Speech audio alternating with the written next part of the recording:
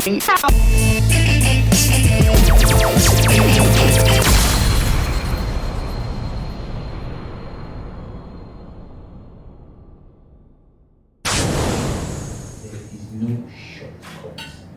If you want to do it, dirty yourself. To get in the video, not sorry. Get ready for it. And it only gets worse. With social media, it gets worse because they will talk about your hair, they will talk about your this, they will talk about that. And it's the same example I keep on giving. And like if people like Beyonce and Kim Kardashian and Nicki Minaj and co are battling with fans that insulting them and trolling them, and they have up to like 150 million, 200 million followers, and you have just this one. You know, Nigerian people, they can bury you. When somebody calls your parents, you just go and cry. But you have to ask yourself at the end of the day, why am I in this business? Because it is a life-changing position. It looks like, oh, it's a small thing, oh, we should just gather ourselves, 5,000 people in this LinkedIn will shout. It's a lie. People are counting on you to say a word and to vote a president in. That's how powerful your position is. People are waiting for you to put in president. Today I was in a hall with nothing less than maybe like 20 or 30 people, and there were more than 15 presidents. And it was just us. It was just Yemi and just Mr. Easy. Out of how many African artists? So it is a position of power. And if you are a female, you should come in to play big. If you cannot play big, go home.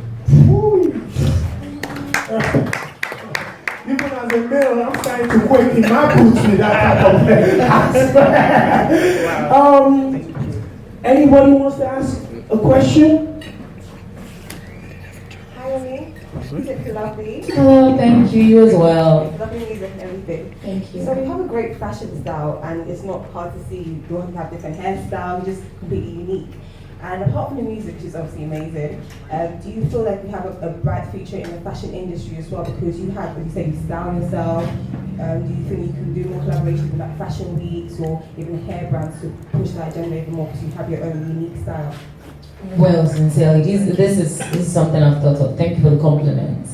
I think that my style is something that I can commercialize-ish.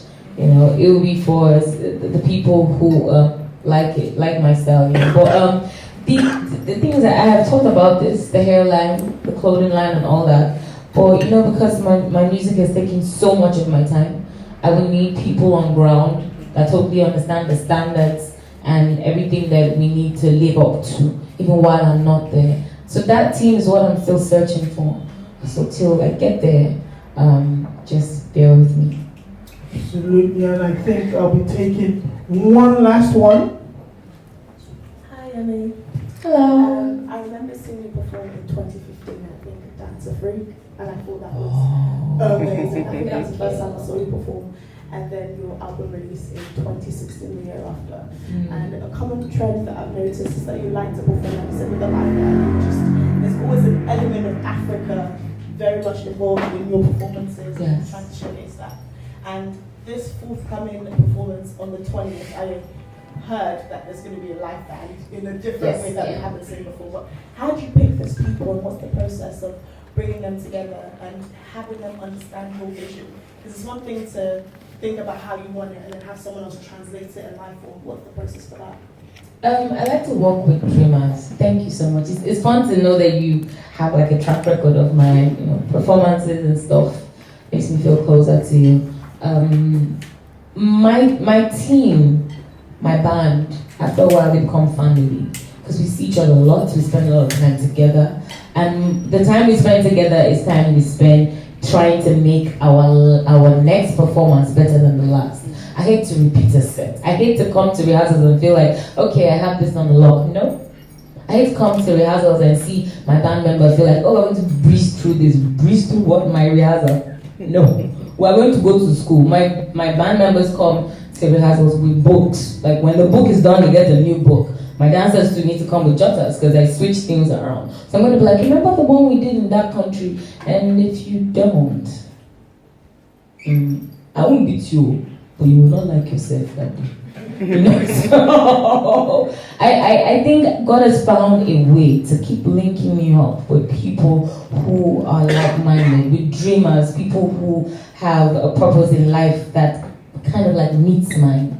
And I think that's the joy of life, because I cannot do it alone. I cannot sing and dance and play keyboard. Now start doing MC. Start Yemi, but I'm so thankful that I have a group of people who think and are ready for the next level. So Friday is on a lockdown.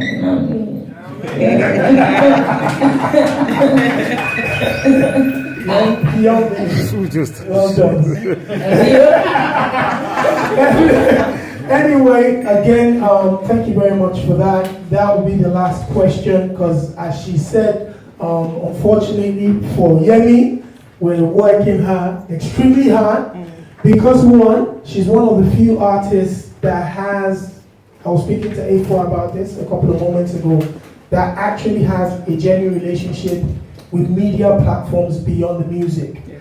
And every time you come into town, everybody, regardless of whether you've been here 3 months ago, requests to have you again.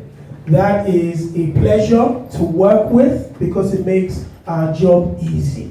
Thank you. They reach out before we reach out to them. Just a social media post makes a request from a media house.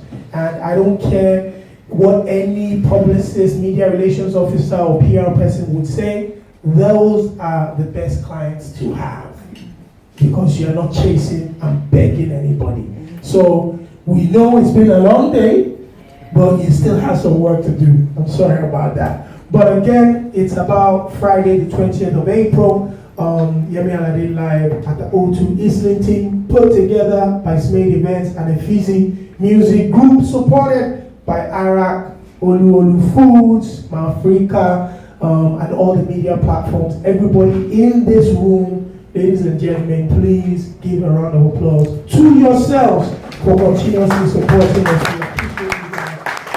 And more importantly, from what I've heard, this is Nigerian jollof. So if you don't like it, go home. Yeah.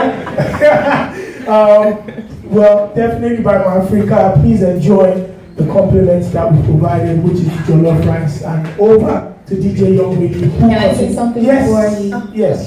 Okay, I'm so sorry to break in my heart. I just wanted to say that when I heard Okashope say something about Oga Smith starting from one concert a year to 2 and 3, and then now almost every month there's a big Afrobeat star having a concert. I also know behind that was you guys, because obviously you're here, and I know you have it at the back of your mind, but I just want to remind everyone here that what we're doing today will impact tomorrow.